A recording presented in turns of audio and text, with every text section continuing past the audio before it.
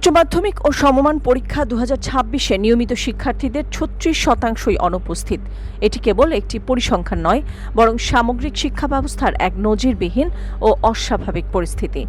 2 বছর আগে 2024-এর জুলাইয়ের সেই উত্তাল দিনগুলোতে রাষ্ট্র সংস্কারের যে স্বপ্ন তরুণ প্রজন্মের চোখে ছিল, 2026-এর জুলাইয়ে এই রূঢ় বাস্তবতা তাকে এক বিশাল মানসিক ধাক্কার মুখে দাঁড় করিয়ে দিয়েছে বলে মত বিশ্লেষকদের।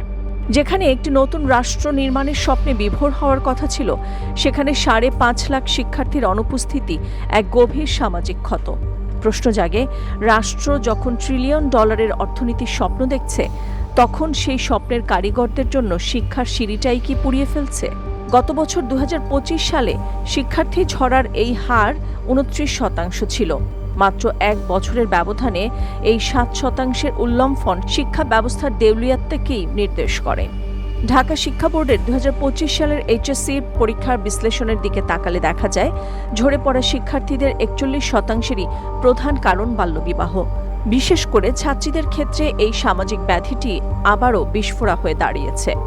এর পাশাপাশি দারিদ্র্য ও অপরিণত বয়সে কর্মক্ষেত্রে যোগ দেওয়ার প্রবণতা শিক্ষার্থীদের পড়ার টেবিল থেকে সরিয়ে দিচ্ছে।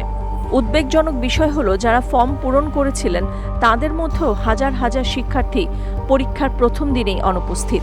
বিশ্লেষকরা এই পরিস্থিতিকে শিক্ষা ব্যবস্থার প্রতি শিক্ষার্থীদের আস্থাহীনতা হিসেবে দেখছেন।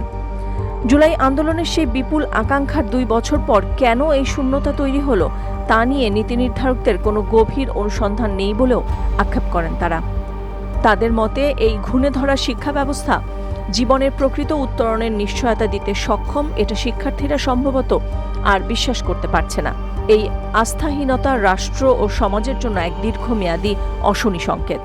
জুলাই আন্দোলনের আকাঙ্ক্ষা ছিল একটি স্বচ্ছ ও বৈষম্যহীন শিক্ষা ব্যবস্থা, কিন্তু আন্দোলনের পরবর্তী সময় অনেক ক্ষেত্রে জুলাই আন্দোলনে প্রতিনিধি দাবিদারদের মধ্যেই শিক্ষা প্রতিষ্ঠানে শিক্ষকদের অবমাননা, অপদস্থ করা এবং তথাকথিত মব সংস্কৃতির মতো অনভিপ্রেত ঘটনা ঘটতে দেখা গেছে। শিক্ষা প্রতিষ্ঠানে আগের মতোই দলীয় পদায়নের সংস্কৃতি বজায় থাকায় শিক্ষার সুষ্ঠু পরিবেশ চরমভাবে বিঘ্নিত হয়েছে। একটি রাষ্ট্র তখনই ভেঙে পড়ে যখন তার তরুণ প্রজন্মের আবেগঘন সম্পৃক্ততা রাষ্ট্র নির্মাণ থেকে আলাদা হয়ে যায়। 36% শিক্ষার্থীর এই নীরব প্রস্থান আসলে আমাদের ঘুমে থাকা সমাজকে জাগিয়ে তোলার জন্য একটি রূঢ় ধাক্কা।